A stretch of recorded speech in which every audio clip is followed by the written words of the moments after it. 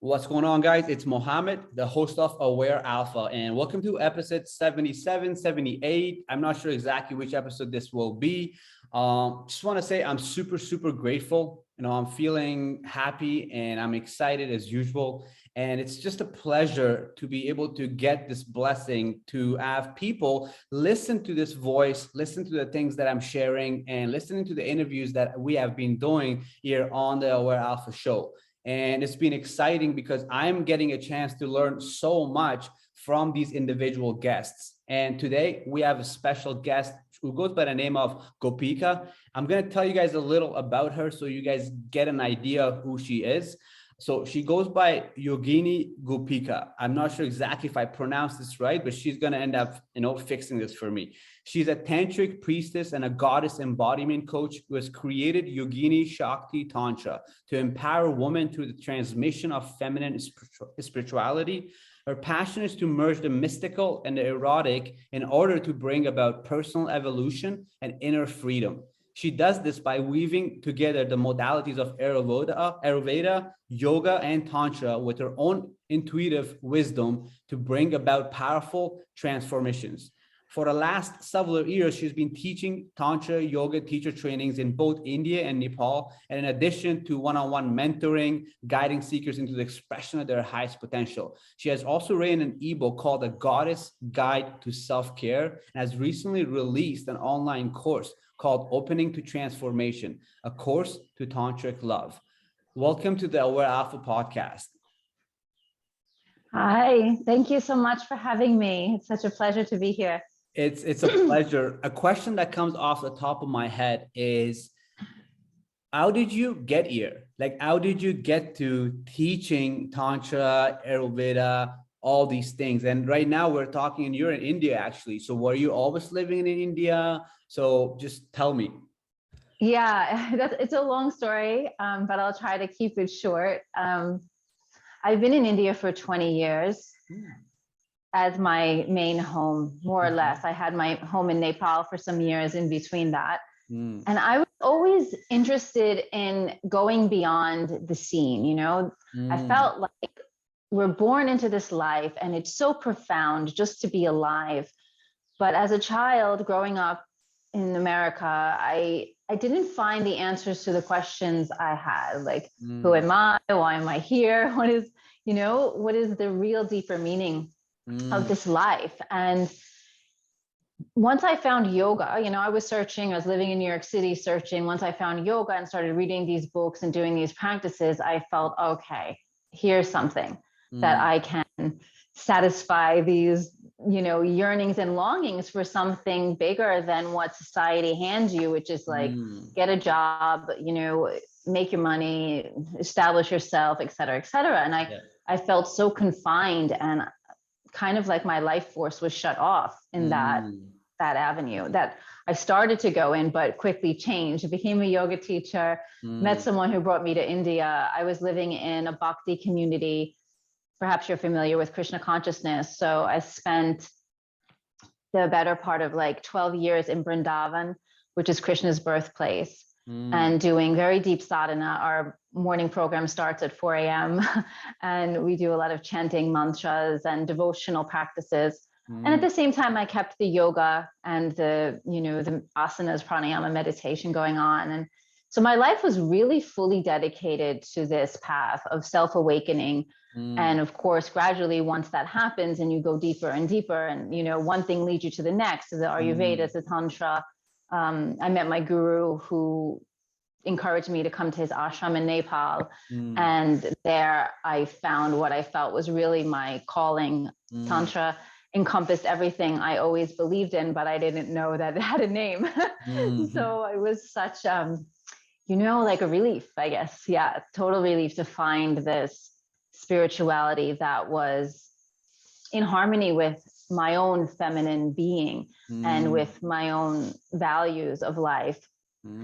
So I started to teach with him Tantra yoga teacher trainings, and I was living really like a yogini there in Nepal, really in a renounced way, which was very different from how I was living in Vrindavan, which was wearing silk saris and bangles and enjoying the culture and the joyful celebration of India, there was very more inward and doing these kind of strong tantric yogic practices that brought me to a whole different level and empowered me to teach and step out as a teacher, as a guide, and eventually as a coach. So Okay.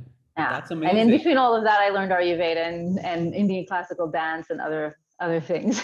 I love that. Okay, you know what's interesting, that you mentioned Tantra and you mentioned a couple of these things, and you mentioned the word self-discovery. And it's interesting because I feel like a lot of people, if they're even familiar with the word Tantra, they right away associate that with sex.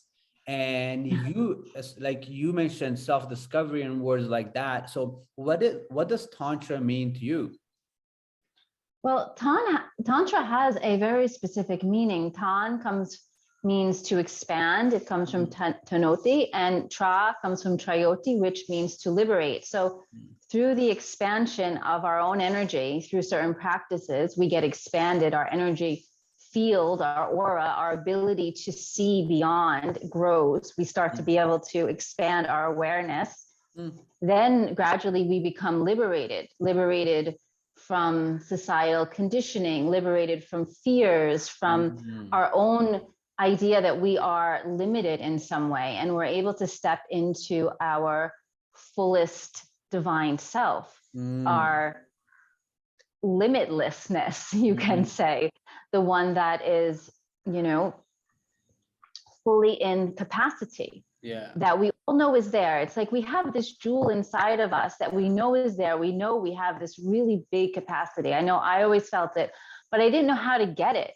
I didn't know how to get to that. How do we reach that we know we're capable of, right? And it's through Tantra yoga and these practices that it becomes reachable, that we can get in touch with that truth of who we are, with our essence, which is divine. Okay, so what do some of those practices look like that gets you to discover yourself and find that inner voice, inner guide? Like, because it's interesting how as you're speaking, we still haven't talked about sex, and like even myself always associated Tantra with like Tantra is sex and sex is life and it's a dance, and it's like I think I read a book by Osho, I think it was a book, Tantra, and like, so it's interesting how you are explaining this as a self-discovery tool, right? And so does Osho. I mean, Osho's philosophy is really life encompassing, that life is your teacher and that we should dance through the life and be open and flexible through that. So, nobody that is a real Tantra teacher is going to define Tantra as sex. Sex is something that it includes because it doesn't reject anything in life. It understands that everything can be sacred when you come into an expanded state of awareness and you realize that every atom has divine energy in it, that it's all part of this creation. How you approach something makes it whether it's sacred or profane. So sex energy is life force, it's Shakti, it's powerful, it moves through us. And in Tantra, we learn how to use that for our upliftment, for our evolution, for our enlightenment. So there are practices that are sexual, there are practices that are yogic, that are devotional. In your second question, that we can connect with the divine directly through yantra and mantra, which are the basic tenets of Tantra. Without mantra and yantra, you can't have Tantra. So just to define that a little bit, mantra is the sound frequencies that bring in divine energy, that call in divine energy. And literally, tra, again, is to liberate. Man means mind. So through the liberation of our mind, that we go past the mind, right? We can go past this veil, that like a wall that's sometimes up between this material world and the spiritual world. And we start to connect with bigger energies than ourselves, with deities, with archetypes like, Radha, Krishna, Shiva and Shakti, Sita, Ram, whichever is your devotional mood, or even whatever it is that you need to call in your life, you can do that. And then by chanting that mantra, the body literally transforms. The cells start to vibrate at a higher frequency, and it becomes a yantra itself, like the symbol of the sound. There was that Japanese scientist that became famous because he was doing those experiments with water, and he told them love, and they made very beautiful shapes. Yeah. The same thing happens when we chant mantra. So our body chemistry, our DNA even starts to change, and we become capable of holding more energy and more power, and more awakening is able to move through us. So that's one of the the ways of practice. And of course we have to prepare ourselves for that, prepare the ground. So we start with lifestyle, having yogic principles in your life, cleaning up the life, starting to be in harmony with nature, with the day and the night, sleeping on time, eating on time, these types of things, which Ayurveda gives us that wisdom how to, and then it prepares us to go deeper into these like more esoteric realms. Interesting. I'm very amazed at the way you're explaining this. So like I teach a lot about sexual energy, and it is an energy that once we transmute it, it can be creative energy and life force energy, and we can really like penetrate life with this energy, which then becomes just a very sensual experience, life itself, through meditation, through gratitude, through eating, like treating this temple in a very respectful manner, right? And as you were talking and sharing these things, what was happening in my mind was that it's like the next level to, like, let's say, like go to like meditate and really do this work, heal yourself, all these things. I start to treat this body and this temple and this mind, and then eventually you get to a space where you find your own power. Like you discover that there's like, you have this, this divine power, and you can really, you find out that you're the creator. And then it seems like once you get here, there's all these other levels that you have got to, where it's just like, then you can start to find even a deeper understanding, and even a deeper, like, it's just interesting, everything that you shared. So you mentioned that there was a part of India that you were in, and like, you were kind of like pretty much a yogini, and then you came to another part of India, or another practice, or another pilgrim. And you were like trying out different things. So could you tell me some of those practices or those things that you were doing and what they look like? Sure. First, I just want to say I really love what you're sharing. And I agree with you completely that this body is our temple, and that life force energy that circulates through us brings so much joy. And we should not cut off the lower chakras in pursuit of the higher chakras or some type of enlightenment that is out there.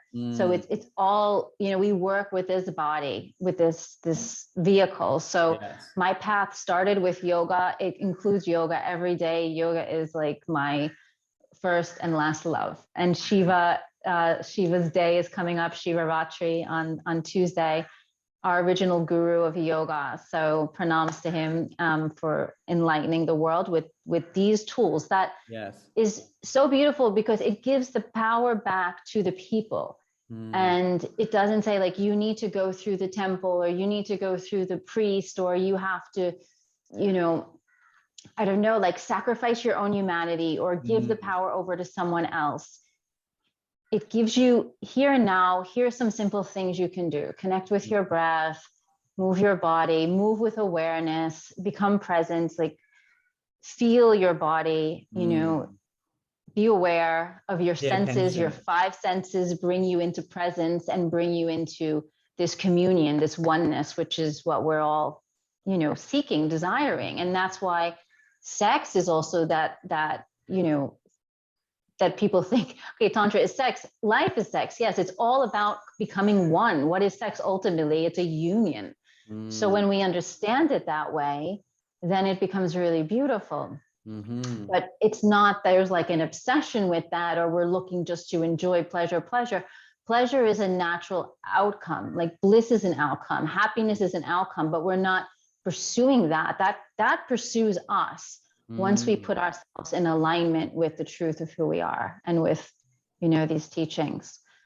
So, I I love mean, that. as far as practices, so it's yoga, it's lifestyle, Ayurveda, Okay. and having a higher connection, a reason why.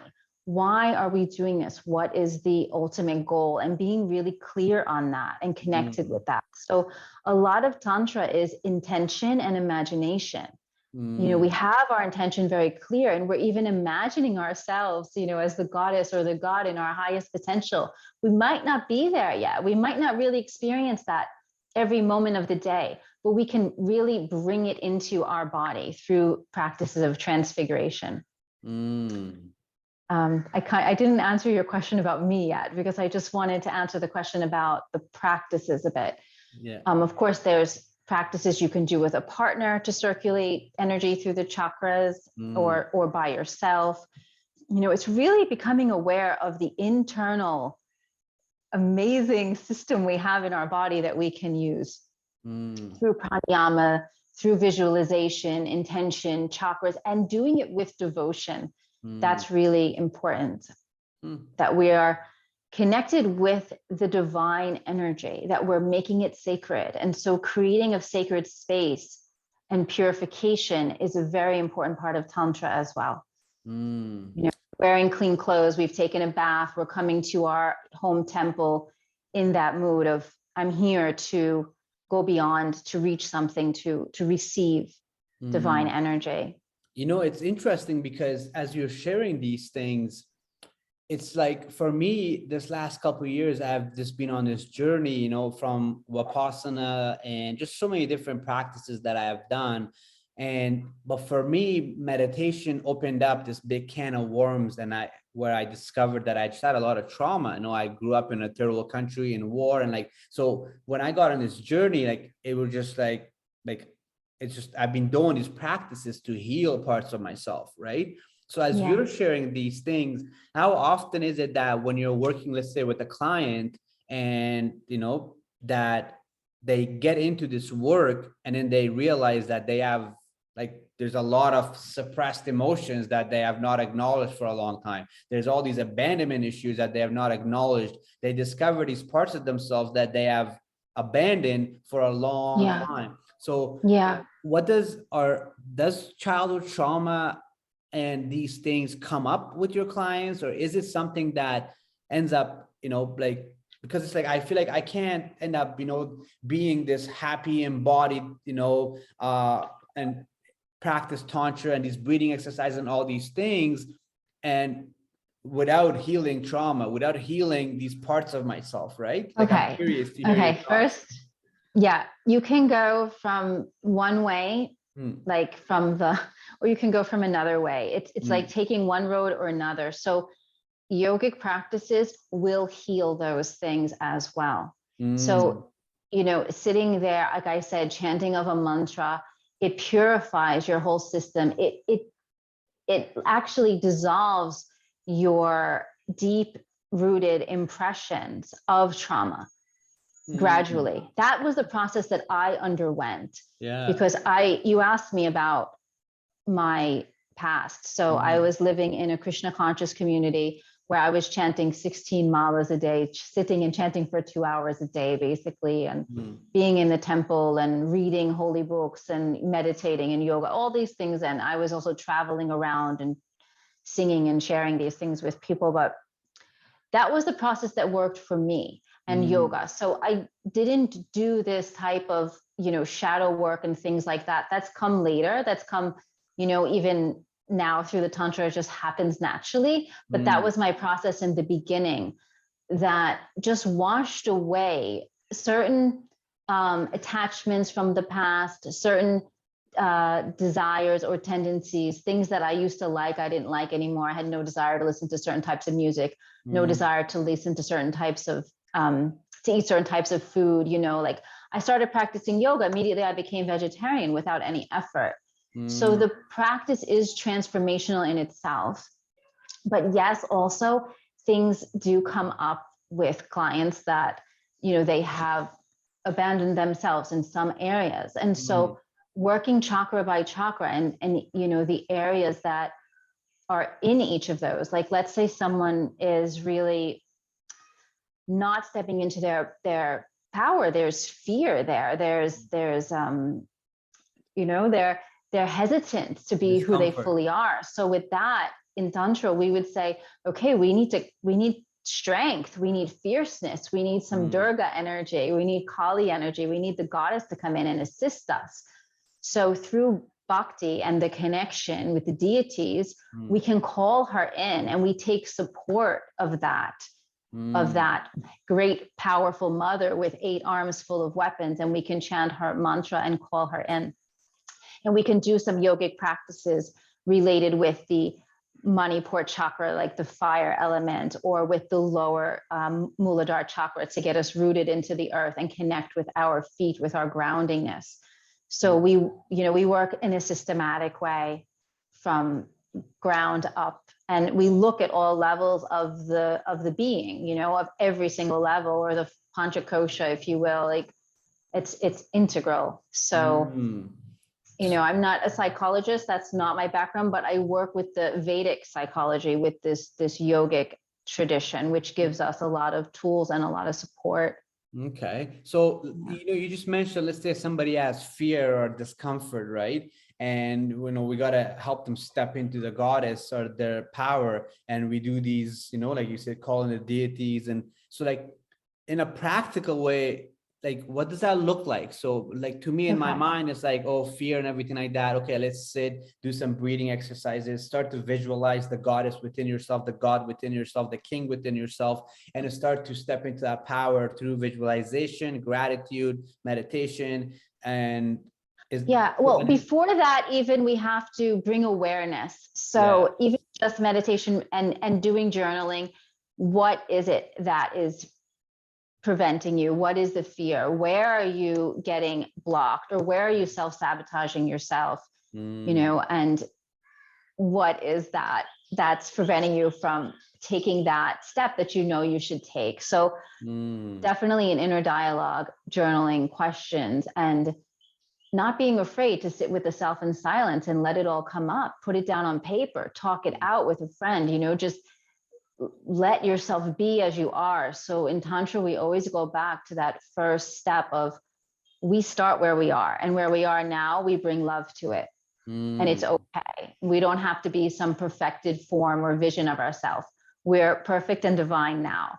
And so with that understanding, which takes time to really sink in, then we can move forward even to do the practice, which in this case, I would give a mantra connected with Durga or with Kali, suggest to get a picture of her, offer some incense or flower while you're chanting that mantra, and some yogic asanas and pranayama to move energy through the body, and also maybe some dance with her music, and embodying it as well, like you said, visualizing yourself in that power that she's actually entering you and becoming a part of you. But that happens also naturally. It's something that, yes, we can visualize, but also it will happen by itself as you do these methods. It's interesting, as you were sharing these things, like at first when we started talking, the terms that you were using were very foreign to me, because I didn't understand some of them, even though I have heard certain guests that I have brought on the show share it.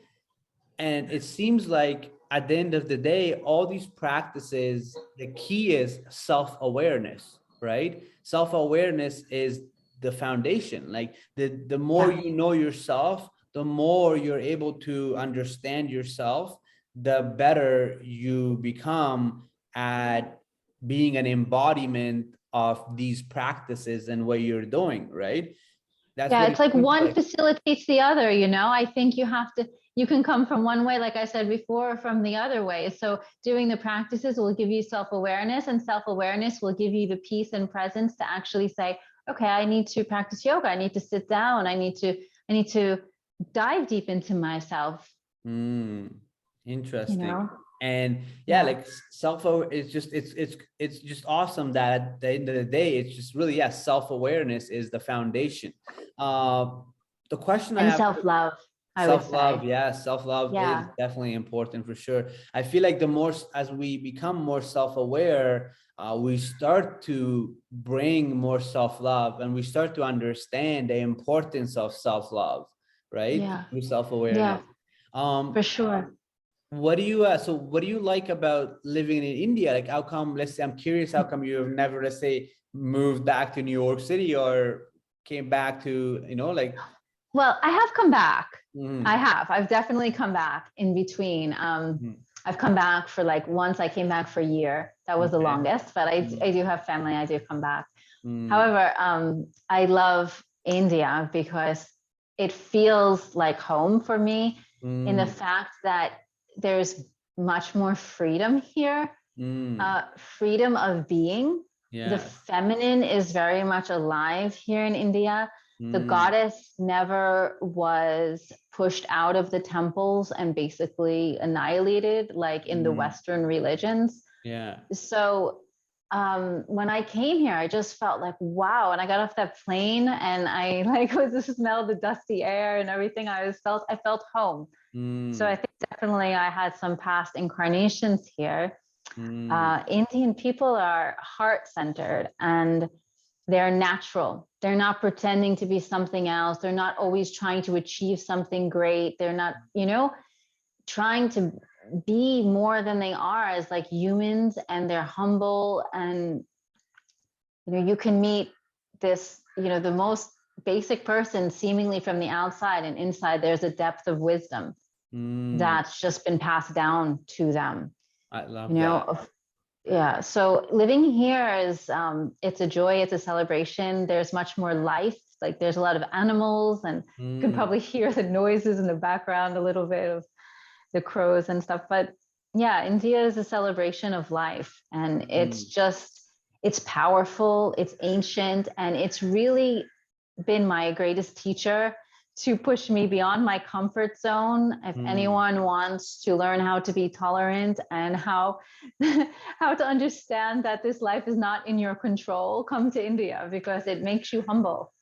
No, You know, it, I understand what you're saying, because I grew up in Afghanistan, which is pretty much right beside India, but I came to Canada when I was 11 years old. So, and I remember probably like in 2019, I wanted to go to India, but I ended up going to Costa Rica for a couple of months. I went to like a yoga meditation camp in the jungle. But yeah, India is definitely something that's on the list for me. So would you say like you live somewhere like in like New Delhi and Mumbai, like the bigger cities, or do you live somewhere where it's more country and, like village vibe? Yeah, well, I used to live in a village. I used to live in Vrindavan, which is south of Delhi, and that is the birthplace of Lord Krishna, Mm, where Radha and Krishna had very loving pastimes. So it's a village of prema, which means unconditional divine love, and people mm, there are just very ecstatic.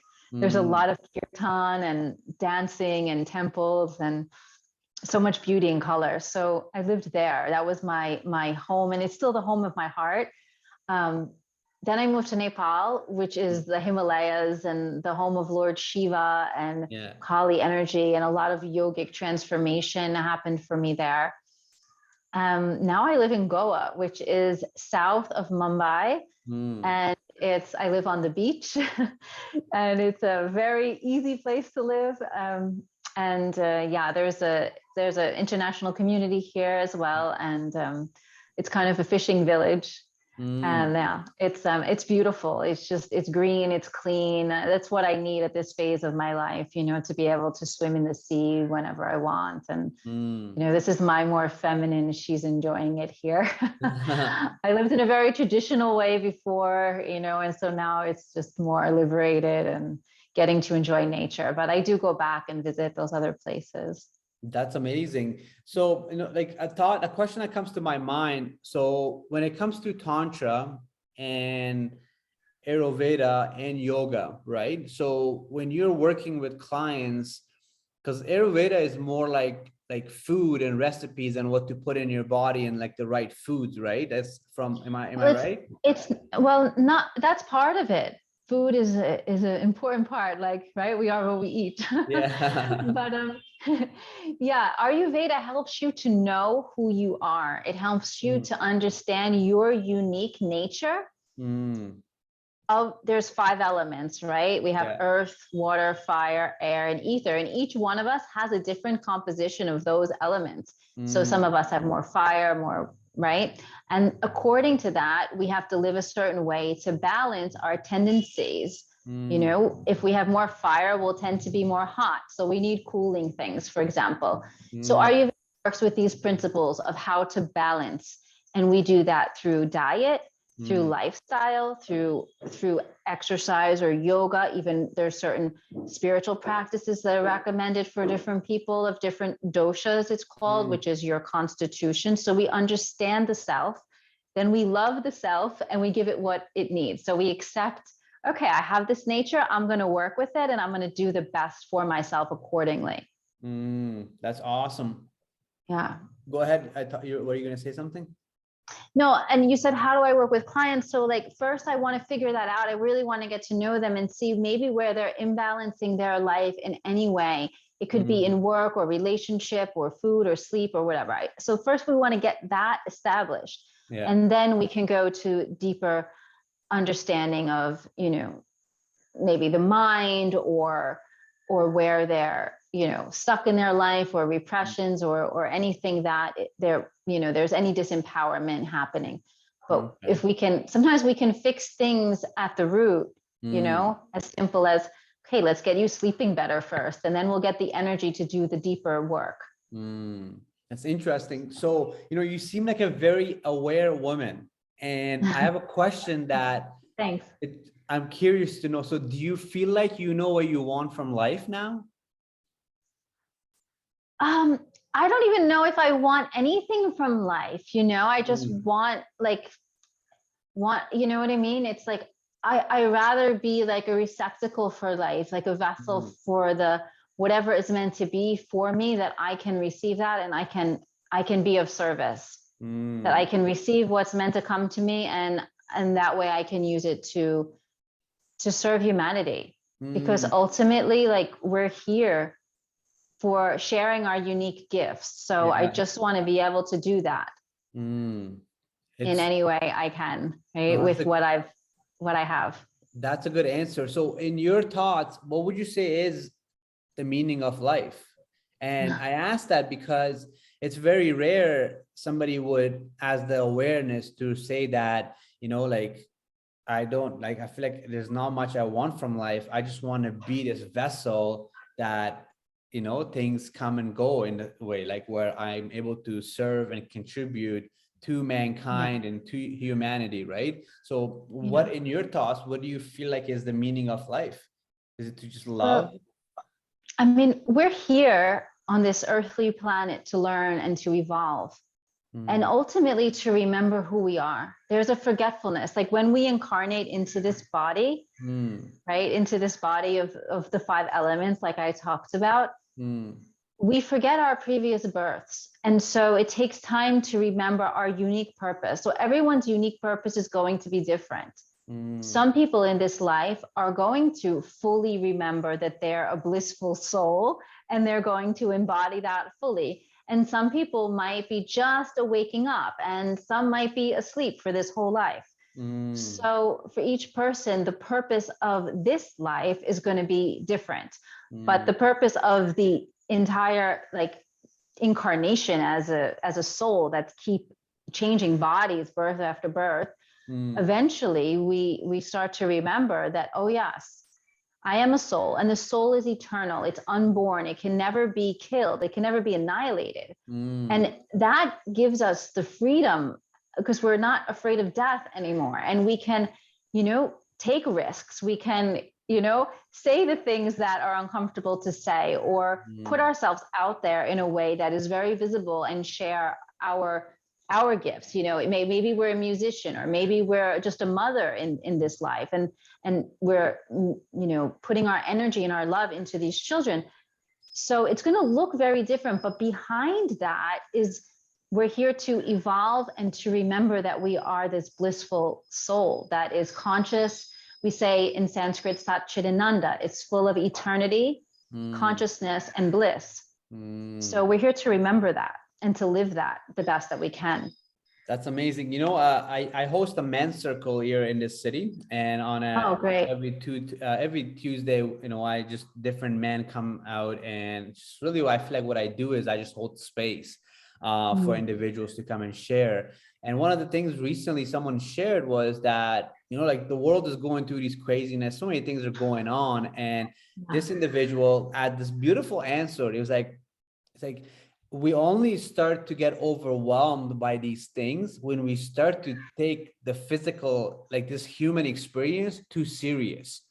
Because it's like, and me, I feel like ever since I heard that, I feel like I live a very beautiful life. Like I'm very grateful for everything, the fact that I'm alive, you know, from where I came, Afghanistan, to living in an amazing country, and I have, you know, a lot of amazing things, and I'm healthy, and I have the awareness to take care of my body, all the good stuff. So, and then I was like, that saying has really hit me. Like the idea of that, like this human experience is just like a little part. Like there's so much more. And so for us to take this human experience super serious is almost like we are losing our essence, or we're losing the enjoyment of this experience, right? I'm so glad you're sharing this. Exactly. Like we can keep that divine vision. So we have to cultivate that, which is like beyond this right here and now, the physical. And whenever we get overwhelmed or life is, you know, too intense, which happens, challenges come up, we can also come back to that consciousness. It's like resting back in the arms of Lord Shiva, you know, in that consciousness, in that awareness, and we understand the bigger picture, and that brings us back to peace. And then again, we can recharge, which is what we do in meditation. We sit with that consciousness, which is eternal. We recharge ourselves, then we can come back and we can engage in the Shakti, in the dance, in the Leela, in the chaos of it all, without losing that center point. And even if we do lose it, again, we can come back to it. So that's the dance of Shiva and Shakti, right? We're coming out to the world, we're engaging with it, we're creating, we're fully immersed, but yet we can maintain that witness consciousness, that awareness of the bigger picture. So that's really the Tantra, actually, is coming to that state of being. And then we're playing, and we're not, like, our worth doesn't depend on it. And I guess that's what I try my best to convey to people who are taking my mentorship. I tell them that you are worthy just because you exist. So no matter what you're doing out there, your worth is inherent inside of you. You're a divine being. And so when we can continually cultivate that awareness, we grow in conscious confidence, and we just start to blossom automatically. Yes. What does I love what you just shared there, and I'm curious, what does like your meditation practice look like? Like what type of meditation do you do like in the mornings or in the evenings? Would you just sit there and focus on your breath, or do you just sit there and just observe the thoughts that come up? No, I don't.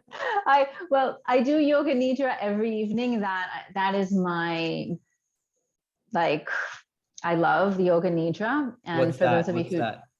Yoga nidra is a systematic way of relaxing the mind and the body to take you deep into the subconscious. I have a free yoga nidra on my website that you can download. Okay, yeah, So, no, I'm gonna download it because I'm curious what that looks like. It just relaxes the whole nervous system and brings you back to that state of rest and digest. And from there, I go directly into sleep, and I sleep really deep and restorative. So that's my practice in the evening. I basically lay down, put the headphones in, and listen to Swamiji's Yoga Nidra, Swami Niranjan. But in the morning, my practice includes some Ayurvedic self-care, like body massage, oiling, neti, all of that, showering. it's part of the practice, getting up with, okay, I'm preparing myself to do the sadhana. So I have sadhana. So then there are certain mantras I chant to prepare my, like that I'm seated, purification mantras with water. Then I will light a ghee lamp. I will offer some incense with the mantras, ringing the bell. And then I start my practice. I will do mantra chanting. I do some pranayama, then mantra chanting. And then gradually I'll go into silent meditation from there. And then once the sun rises, I will naturally start to move and do yoga practice, which includes sometimes dance. Sometimes it's more physical and sometimes it's more still and meditative. So I go with the flow of what my body needs. And then, of course, I'm ending again with deep relaxation and some pranayama and meditation and like a closing. So it starts with an opening and it ends with a closing. So you're creating energy. And so you said like you chant, and when I hear chant, and mantras, I'm assuming like you're saying certain sentences over and over again, like I'm happy, I'm happy, or I'm grateful. What does that look like? No, it's all in Sanskrit. So Sanskrit is the Devanagari, it's the language of the gods. Okay. And unlike regular language like English, for example, let's say this is water. Yeah. There's a duality between the water and the actual substance, between the substance and the sound. So in order to quench my thirst, I need to drink. But whereas in Sanskrit, it's imbued with the power of that. So if you chant Krishna, just that brings that energy in. We can get satisfaction just by saying that name. So Krishna, I chant Krishna. Yeah. Okay. So Krishna is that which attracts. Krish, one meaning of Krish is he's attractive. He attracts the mind.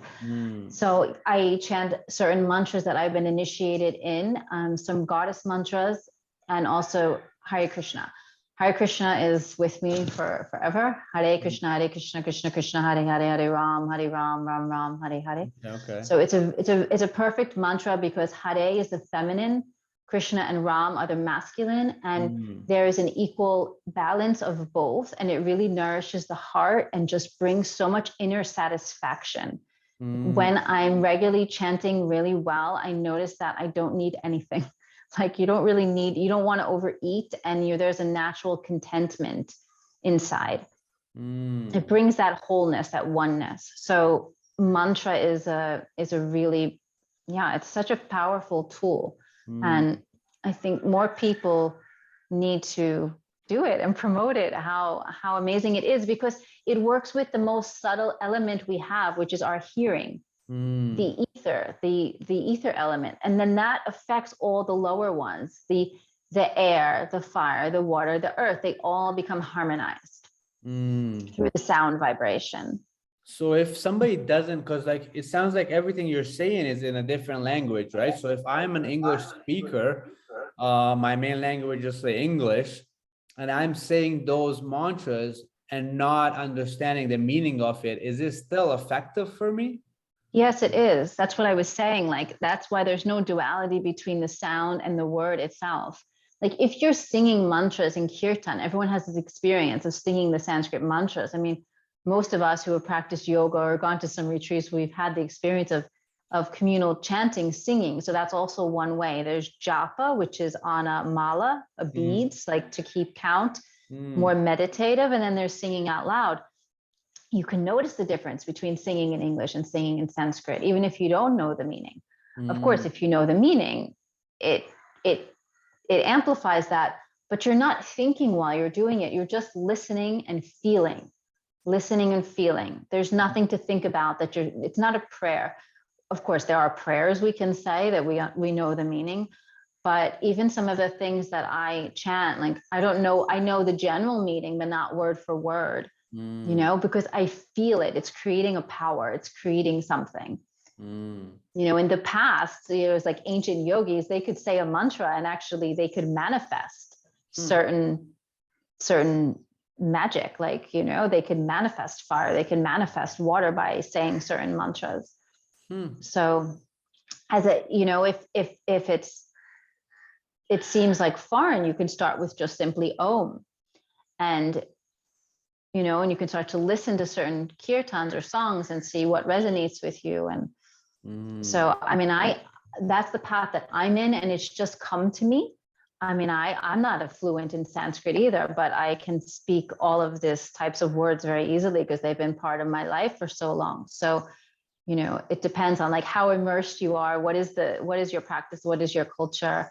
Of course. So I'm not saying that this is the only way for everyone, but it's the modalities of the ancient tantric system that I work with, and it's really, really effective.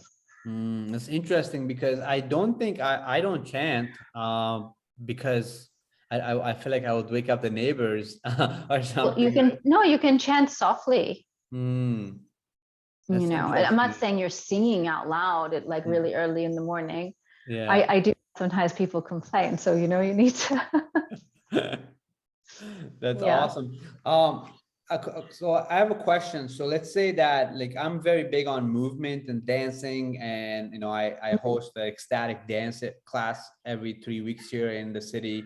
And Ah, for me, ecstatic dance has been, like I said, for me, all this work really started because like you know, they say meditation, a lot of people get into meditation to like become calm and happier, and then but then it ends up opening this big can of worm. Some people are not ready for it. That happened to me. yeah. Like I started meditating, go to a 10-day silent meditation. I come out of it and I'm crying every day. Every day through my meditations, I'm crying and crying. And it happened for months and months, where it led to therapy and a lot of just inner work, right? And then Yeah. like shadow work, ego work, inner child work, all the stuff. And which led me to this divine king, loving myself and just in super peace I am now, right? So when it comes to movement, and let's say what has happened for me was I started to dance because it was just a way to open up my chakra, especially my sacral chakra, because I started to move and I would start to cry more. And so it was like, obviously there was a lot of trauma that had to be like, that was being coming up through movement, right? So if you had a client that was like, you know, Gopika, I was moving this morning through my meditation, and like I did some movement, I started crying. What would you what would you tell them? What would you be like? Would you like how would you explain that to them? That what was that if they didn't know what that was and it just happened? Well, first I wouldn't tell anything. I would listen, and I would just want to hear their intuition about it. So we're working with feminine spirituality, which I do, is we have to awaken our own inner wisdom and inner guide. So I would ask certain questions like, you know, what were you feeling? What was that like for you? How are you feeling now? And like just listen and hold space for that. Sometimes that's all people need, is to feel held in order to feel healed. Yeah. Definitely, I would suggest yoga nidra to reset the nervous system and come back to that equilibrium state. But definitely, you know, our stuff gets stored in our tissues and we need to move it through us. We can't just repress it down. We have to, with awareness, express it in a safe container. Like you said, like ecstatic dance is a great way for people to, flow and move that energy. Yes.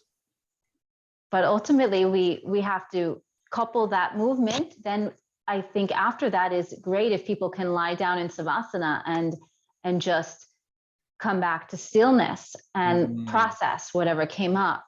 So again, it's that balance between the dynamic and the static.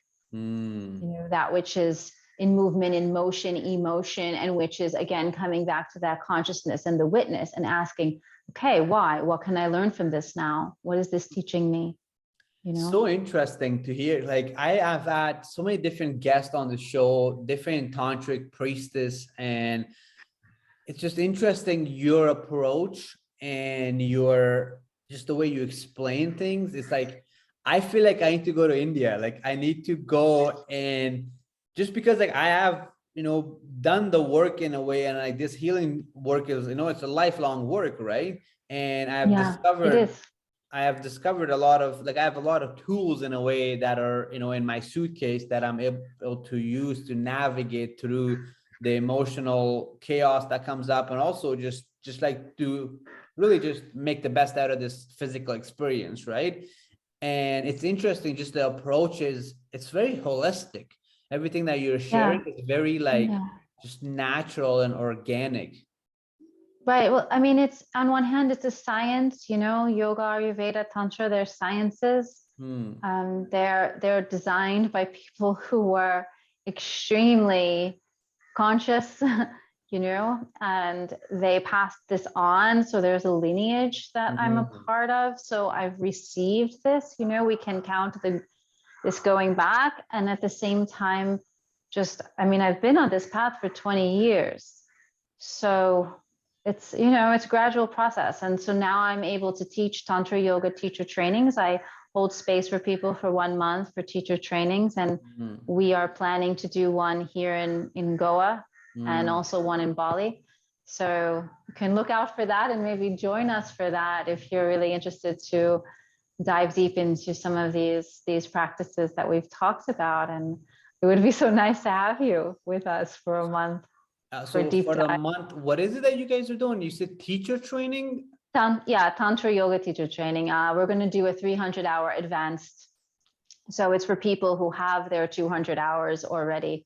Okay, okay. Yeah, I don't. It's interesting you mentioned that, because literally in the last 2 months, I've been looking into, like, a couple of years ago, I was gonna get this, but then I just got busy with other things in my life, and like lately, I'm looking at getting my 200-hour yoga certification, and not because I Yeah. want to teach it, even though I could. It's more like for my own well-being, for my own practice, right? That's how it starts. I think it starts like with anything, it starts with the self. And then gradually, once you're so full of it and you love it, you want to tell people about it and share it. So many students come and they say, oh, I'm just doing this for myself.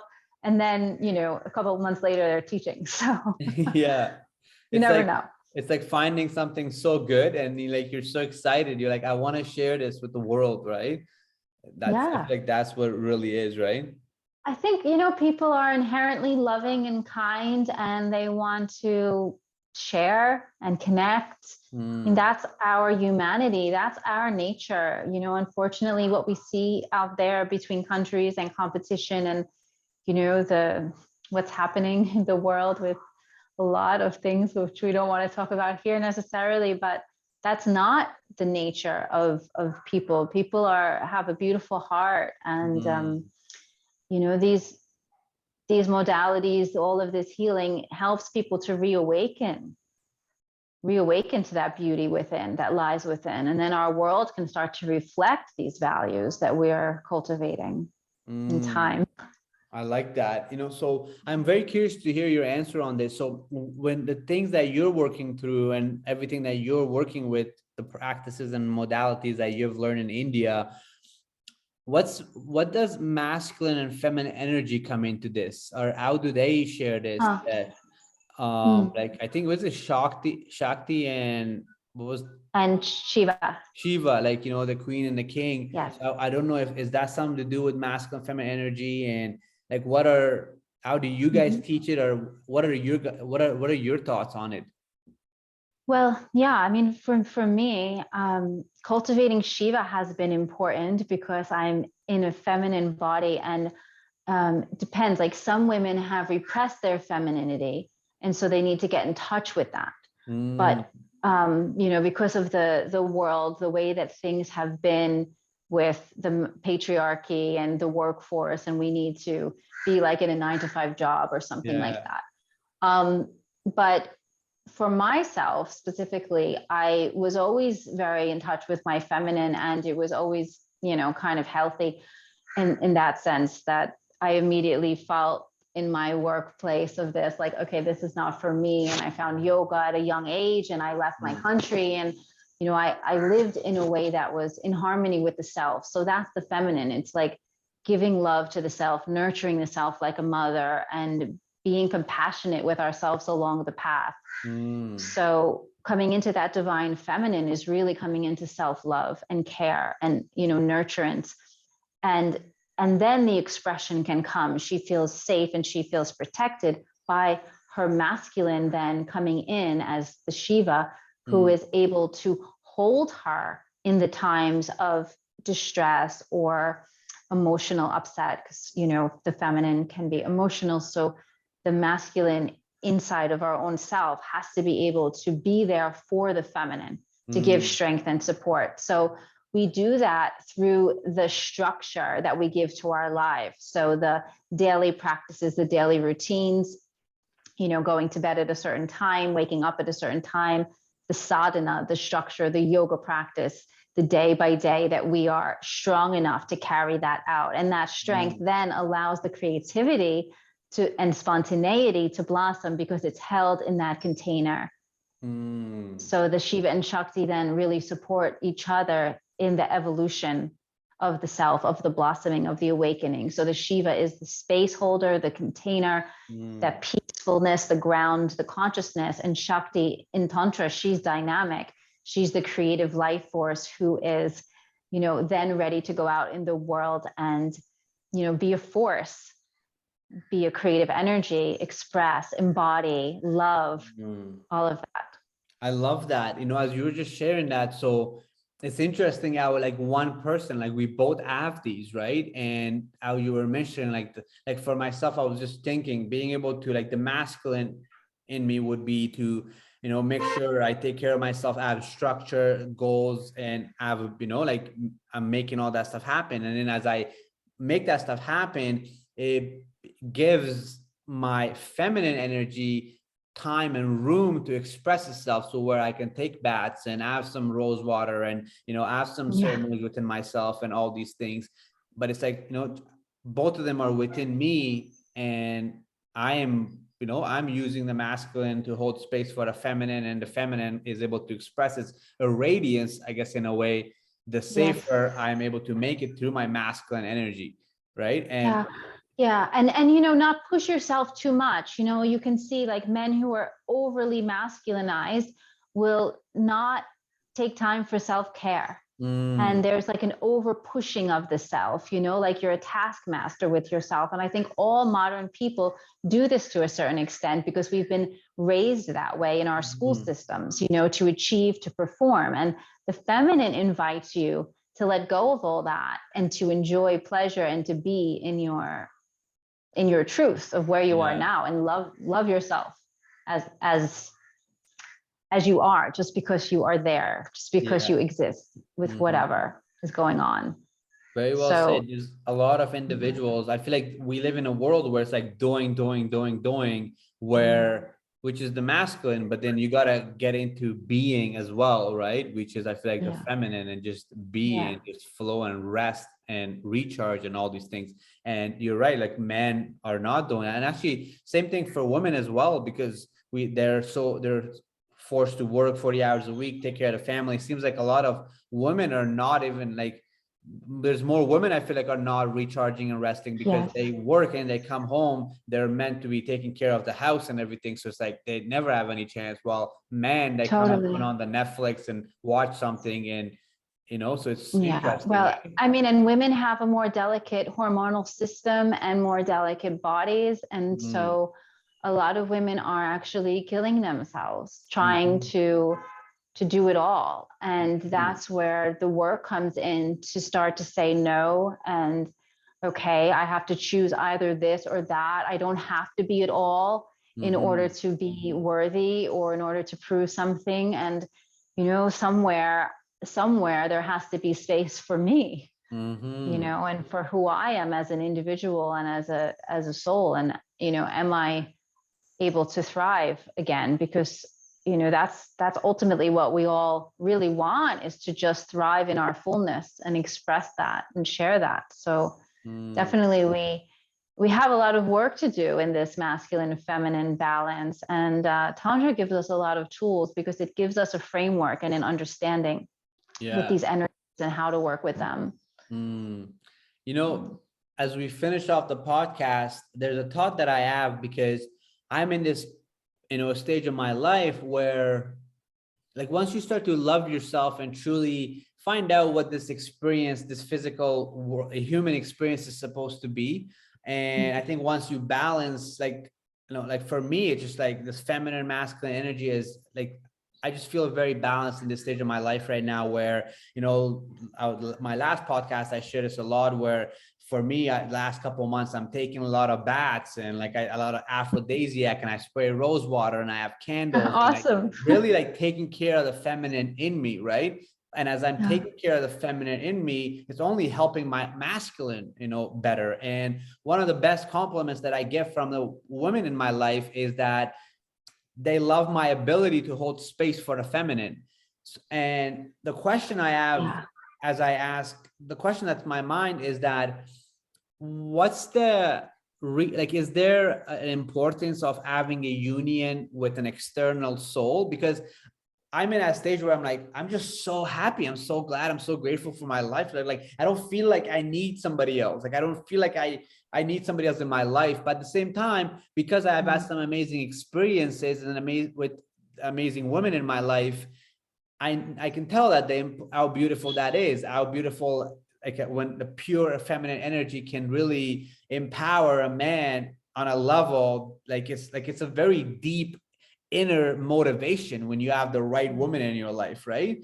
So my question for you is, like, you seem like also you're in that stage of your life where you're like, you just feel whole, and you might not like need somebody else in your life. You might not need an external partner. So I'm like, what are your thoughts on that? Like, how important or beneficial it is to have that external relationship and let somebody in? Okay, well, let's talk about the philosophical, and then I'll talk about the personal. Um, Definitely, you're holding space for your feminine, which is so nice. And that's why you're coming into that wholeness. So congratulations to you. And I'm so glad you're holding men's circles and teaching other men to do this work, because that is what we need now. There's been a divine feminine awakening, and now it's time for the divine masculine to awaken, which is a man who truly understands the value of the feminine and, who can come into wholeness in himself. And when you said that you don't need someone else, that's why you're actually ready for someone else. Because then the relationship can come into that stage of unconditional love, which is the foundation of a healthy relationship, where, you're not needing that person to do certain things or to behave in a certain way in order for you to feel secure. And so when you do have a relationship, there's a lot less conflict. There's just a sharing, there's an energizing, there's a, wow, we really enjoy to be together and share life, instead of do this for me and I do that for you. And, there's kind of like some conflict or even competition if the two masculine are, if there's like two wounded masculines and they haven't done their work, there'll be competition or whatever, jealousy and things like that. So once we evolve ourselves, we can definitely magnetize a partner who has also done that work. And yeah, for me personally, my nature is that most of my life, I've always been in partnership. There's been periods where I've traveled to the US and then I was alone for 9 months and then came back here and met my partner when I came back to India like 1 year ago. So I can be alone. I can be in a cave, definitely. I mean, I've been months, sitting in the rainy season in the mountains, and that's when I wrote my ebook. And, just, I have a lot of joy with me. So yes, it's true. I have a lot of joy with myself. I can be alone for a long period of time. And I'm the type of person, I need to be alone to restore my energy, because I'm sensitive and, more empathetic. And so, and I love to be in my own Shakti temple and dance as I want and do all of my rituals and things like that without a masculine presence necessarily. However, I really love touch and I have a lot of love to give, and I feel the happiest when I'm able to give and receive love. So I do have a partner, and I really enjoy that exchange of the masculine and feminine. And of course, I also like to, I think it does make you younger and more alive when you're have the other person with you to share energy. So also from the tantric perspective, the practices, the sacred sexuality practices, yes, you can do them alone, but they're more fun with a partner and sometimes more effective, you know? Yeah. So I yeah, love, you know, both ways. And it's really important to be able to be either or and be blissful because our nature is bliss. So once we've realized that, it doesn't really matter, you know, at the end yeah. of the day. It just matters that we're living our authenticity, and whoever's meant to be with us will be with us in our life. I love what you said there, because I fully resonated with it when you said that I have all this love to give. And that resonated with me because I'm a lover, and like it's interesting. Like I say it all the time. Even when people ask me, like, what do you do for work? I always say I'm a lover. So like for me, like so like literally it's like I use like even in my bio, like it says author, podcast host, entrepreneur, lover. Like I really feel that, right? That's great. And it's in my inner circle, same thing. Like so like I have all this love to give. And you're right. And also another thing that you mentioned that was like, just when you like you're at this stage where like I feel like I don't need anyone, is when I'm actually ready for it. And that also resonated with me, because you're right. If there was any time in my life that where I was ready for a divine queen to just come, like I'm not looking for her, but she will naturally just, you know, we'll find each other. It's probably right now where I just feel fully whole, but I don't need it, but I have all this love to give. And I was on a podcast interview a couple of weeks ago with the priestess, and she said that this is how you know you're gonna manifest her, because of how you are treating the feminine in you like a queen lately, right? So Totally. yeah, I it's agree. interesting. I'm glad that Right. you shared that. It was actually beautiful to hear it from somebody else, and like it was like it's like reinforced where I am in my life and how I'm just on the right path, right? So Yeah, I think this is bringing us full circle. You know, in the beginning, you asked me, what is the meaning of this life? And, you know, it could be to love, you know, yeah, just to embody love and see that everywhere with the tinge of love, with the hue of love. And life becomes magical in that way. yeah, it really does. You know, I just want to say thank you so much for this podcast, because like it's just been amazing. As we finish off this podcast, please let everyone know where they can find you. And then I'm gonna insert your details in the details section of the podcast. So whoever that's listening, they can find you, come follow you, and connect with you if they want to come to India, whatever it is. So please let everyone know where they can find you. Thanks. Thank you. Yeah. So I've created my brand and platform. It's called Yogini Shakti Tantra. Okay. So Yogini Shakti Tantra is Instagram and also my website. So you can find me in either of those places. Yeah, I'm posting regularly on Instagram, and gradually I will be preparing again, once again, to do Tantra yoga teacher trainings and some retreats here in India. So looking forward to that in the future. Right now, things have been online for a while, but looking forward to get in person again soon. Awesome. Well, lastly, I just want to say it's been a pleasure for me. Thank you so much for this hour. It's been beautiful. I'm sure everyone listens to this, they're gonna get some value from this. And as we finish off the podcast, I just want to set some intentions for the listeners. You know, my intentions are for you guys to really take this information in. My intentions are for you to discover and realize and become aware that we all have the feminine and the masculine energy within us. It has nothing to do with gender. And my intentions are for you to realize that the more, if you're a man, the more you discover and heal your feminine, the more masculine you will become, the more whole you will become. And if you're a feminine, the more you tap into the masculine part of yourself and figure out and find these things, you're only going to heal yourself better. You're only going to discover more of life and life's beauty. And lastly, my intentions are for you to realize that self-awareness, gratitude, meditation, journaling, tantra, these are all divine holistic practices to get you to find yourself your inner voice, that inner guide, your heart. And lastly, as we finish off this episode, until next time, stay an aware alpha.